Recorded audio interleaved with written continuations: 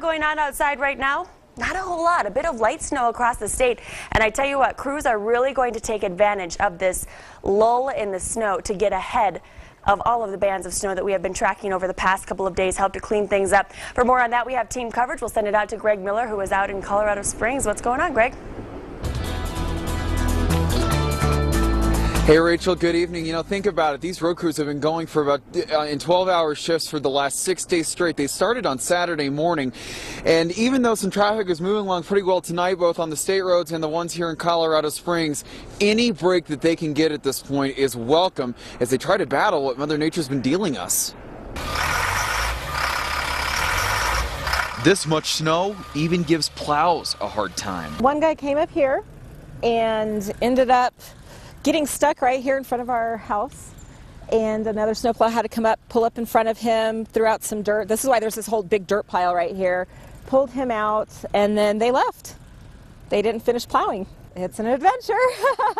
Trying to come up this hill right here, it has its challenges. Tammy McQuitty has a game plan to get out if she has to. When you get right here where it starts to curve up, you better accelerate. That's going to be the only way, is to accelerate. If you stop, you're going to get stuck. And city crews admit this week has been rough. They are tired. They are beat to death with work, but they live here. Their families travel the roads just like everybody else's families do, and they have a personal investment. They've had some successes.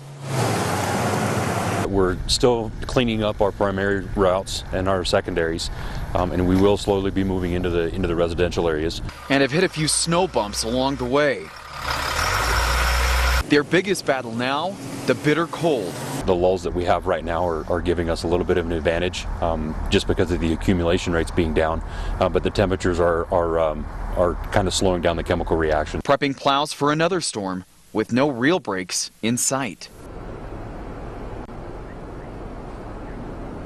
Yeah, and again, those temperatures, like Rachel's been talking about, and like the Streets Division just said, they are so brutal tonight that any work that they've been doing isn't really going to do a lot of good because, again, those chemicals only work to a certain point. We are well below that. Light snow falling here in Colorado Springs right now. And again, as Rachel said, it's going to get worse tomorrow. Reporting live tonight in the Springs, Greg Miller, KRDO News Channel 13.